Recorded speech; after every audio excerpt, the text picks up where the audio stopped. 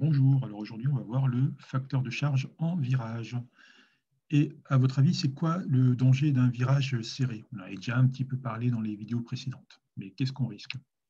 Alors on va regarder ça. Donc déjà le facteur de charge en virage. Vous vous rappelez que la dernière fois on avait vu la définition du facteur de charge et le facteur de charge en montée, en descente et en ressources.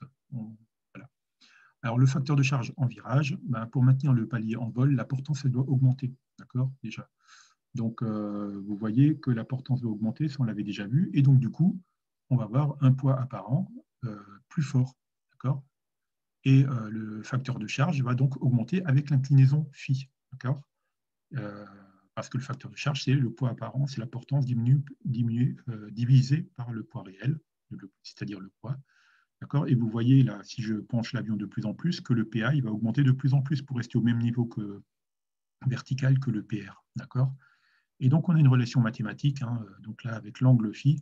euh, donc, c'est de la trigonométrie de base. Donc, si vous êtes au niveau 5e, 4e, si vous n'avez pas besoin de connaître ça par cœur, on va juste retenir quelques valeurs. Mais donc, la formule, c'est n est égal à 1 sur cosinus de l'angle d'inclinaison, d'accord?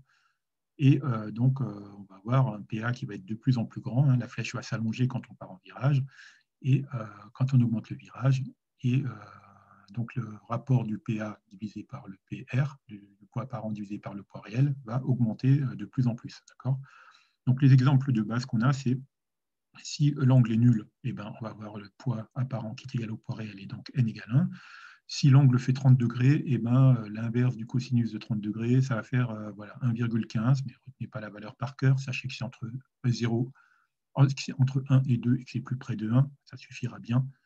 Et pareil pour 45 degrés, tout ça, on ne va pas retenir toutes ces valeurs-là, hein, 20, 40, 60 degrés. Par contre, 60 degrés, on va la retenir parce que ça tombe pile.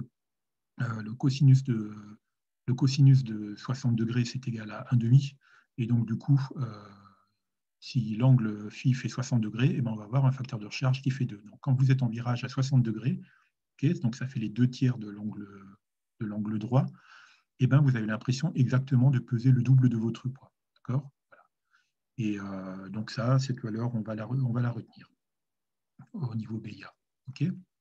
Ensuite, on va voir le décrochage sous facteur de charge. Donc, on va aller un peu plus loin que dans le N en virage. On va voir aussi que sous facteur de charge, donc le facteur de charge, il est fort quand on est en virage, d'accord, dans un virage très très serré, mais il est aussi fort quand on fait des ressources, quand on tire brutalement sur le manche. Voilà. Donc, c'est la ressource qu'on avait vue dans la vidéo précédente. Donc, dans ce cas-là, eh ben, la vitesse de décrochage, elle va augmenter. Donc, la vitesse de décrochage en anglais, stall velocity, donc VS, eh ben, quand elle augmente, cette vitesse augmente, et elle augmente avec la racine carrée de n. Voilà, ça c'est normalement au niveau BIA, vous n'avez pas besoin de le savoir. Niveau PPLA, brevet de pilote, vous devrez connaître cette formule. Ouais. Donc, un avion qui décroche à 50 nœuds, par exemple, sous un G, eh ben, quand sa vitesse va doubler, eh ben, non, quand il va prendre 4 fois plus de G, eh ben, sa vitesse de décrochage va doubler. Donc, quand il va prendre 2 fois plus de G, sa vitesse elle va être multipliée par racine de 2.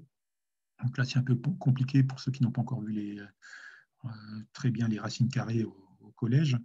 Mais donc, on retient que quand la vitesse va doubler quand on va quadrupler la vitesse de décrochage. Voilà. Quand on va quadrupler le nombre de G. Pardon, le nombre de G, donc le facteur de charge. Voilà. Alors, les risques du décrochage, donc les risques de décrochage sont accrus sous facteur de charge, hein, d'accord. Donc, quand on fait des virages serrés, quand on fait des ressources musclées, c'est-à-dire qu'on tire brutalement sur le manche, qu'on est un virage serré, ben, à chaque fois, on risque un décrochage dynamique et on a un décrochage qui peut arriver dû au facteur de charge, voilà, et pas dû seulement à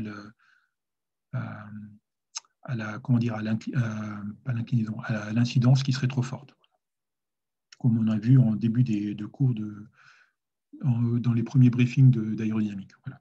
Donc, ce sont des situations à risque. Quand est-ce qu'on peut rencontrer ça? Eh ben, quand on overshoot l'axe de piste en dernier virage, donc, par exemple, vous êtes en étape de base, enfin, avant d'atterrir, hein, avant d'avoir l'axe de piste, vous essayez de vous mettre en virage pour essayer d'attraper l'axe de piste, et puis vous avez un vent qui vous pousse vers l'extérieur, par exemple, donc vous avez tendance à serrer le virage pour venir sur l'axe, et là, vous avez une vitesse faible, vous êtes proche du sol, vous tirez sur le manche, ben vous pouvez avoir un décrochage que vous n'aurez pas le temps de rattraper parce que vous êtes trop proche du sol.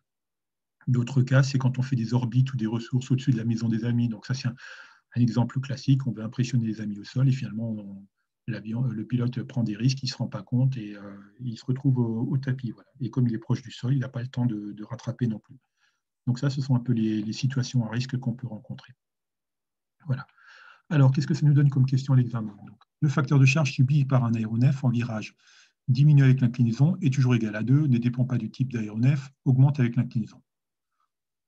Alors, appuyez sur pause si vous voulez vous laisser le temps de la réflexion.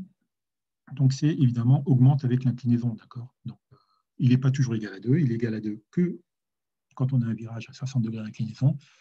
Il ne dépend pas que du type de l'aéronef. Voilà, il augmente avec l'inclinaison. Plus j'incline l'avion et plus je vais avoir un virage serré et plus je vais prendre des G et plus j'aurai donc un facteur de charge élevé. En virage en palier, le facteur de charge augmente avec l'altitude, l'inclinaison, la masse de l'avion, la vitesse. C'est évidemment avec l'inclinaison. D'accord ? Si on a à inclinaison constante, quelle que soit l'altitude, la masse de l'avion ou la vitesse, on aura le même nombre de G. Le nombre de G, c'est en fonction de l'inclinaison. C'est 1 sur cosinus de l'inclinaison et c'est rien d'autre.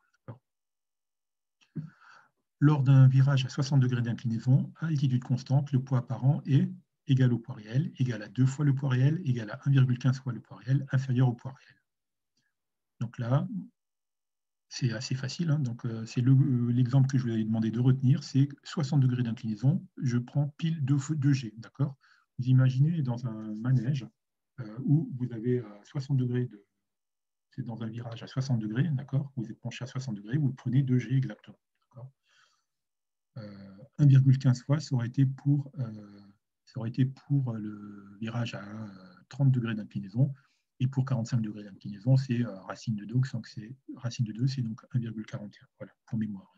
Enfin, comme ça. Bref, mais on retient surtout 2 fois pour le poids réel pour 60 degrés d'inclinaison. Donc mon poids apparent fera 2 fois le poids réel, et donc j'aurai 2G et un facteur de charge égal à 2. Allez, deuxième planche de question. Lors d'un virage à 30 degrés d'inclinaison, à altitude constante, le poids d'apparent est égal au poids réel, égal à 1,15 fois le poids réel, égal au double du poids réel, inférieur au poids réel. Donc là, on ne vous demande pas d'apprendre 1,15 fois par cœur, d'accord? Vous savez que ce n'est pas égal au poids réel parce que ce ne serait pas un virage, hein, il serait à plat. Ce n'est pas égal au double du poids réel parce que là, ce serait 60 degrés d'inclinaison. Ce n'est pas inférieur au poids réel, d'accord? Parce que le virage augmente le facteur de charge, et donc c'est égal à 1,15 fois le poids réel pour le poids apparent. D'accord? Donc c'est bien la réponse B, mais le 1,15 fois, on vous le propose. On ne va pas vous proposer dans un questionnaire 1,10, 1,15, 1,20, 1,25. D'accord? Il faut que vous sachiez que c'est entre 1 et 2 et que c'est plus près de 1. Alors, lorsque le facteur de charge augmente, l'incidence de décrochage ne varie pas, l'incidence de décrochage augmente, l'incidence de décrochage diminue, l'incidence de décrochage augmente si la masse de l'avion est plus faible. Donc, lorsque le facteur de charge augmente, l'incidence de décrochage, elle, ne varie pas. D'accord ? L'incidence ne bouge pas. C'est la vitesse de décrochage qui augmente. D'accord ? L'incidence, là, on est de nouveau sur une question comme au début. D'accord ? Comme au début dans les premières questions d'aérodynamique qu'on avait vu, l'incidence de décrochage, elle ne bouge pas, c'est de la polaire. La polaire ne va pas bouger parce qu'on a un facteur de charge. D'accord ? Le facteur de charge n'intervient pas dans la polaire. Donc l'incidence de décrochage ne varie pas. C'est une question piège. C'est la vitesse de décrochage qui va varier. Donc c'est la réponse A. Si un avion décroche à 100 km/h au facteur de charge 1, alors au facteur de charge n égale 4, il décroche à 100 km/h, 141 km/h, 200 km/h, 400 km/h. Donc c'est évidemment, donc cette question est un peu difficile, on ne vous la reposera pas avec la réforme du BIA, je pense, mais le facteur de charge est multiplié par 4, donc la vitesse de décrochage est multipliée par racine de 4 qui est égale à 2, d'accord ? Et donc ça fait 200 km/h. Réponse C. 100 fois 2 égale 100 fois racine de 4 égale 200. Réponse C.